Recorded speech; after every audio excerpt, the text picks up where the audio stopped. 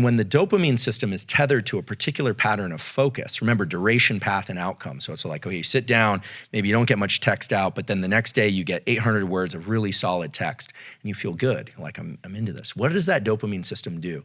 The dopamine system takes the norepinephrine, which is normally rate limiting. Like at some point, there's so much norepinephrine that you quit, and we can talk about that. It's actually the substrate for quitting.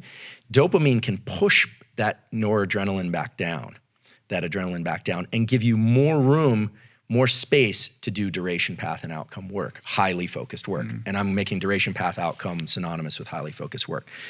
Why would this happen? So let's think about an animal. Let's think about a deer that wakes up and is thirsty, and it's wandering out looking for water. That animal needs water. It doesn't know that it needs water. It experiences agitation. The same way that a baby feels agitation when it wants food, but it doesn't know it needs food. It just feels agitation and cries, and the caretaker comes, hopefully.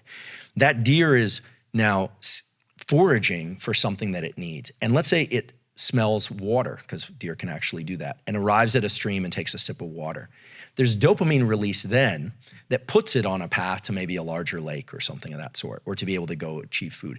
So when we are on the right path and we hit a milestone, dopamine is released, and it tends to tighten our focus more for that activity. So the dopamine, this is why drugs of abuse and why alcoholism and some process addictions, which are behavioral addictions, are so dangerous, because a lot of those drugs of abuse are dopamine. So it becomes this cyclical loop where there's no other behavior that can evoke the same level of release.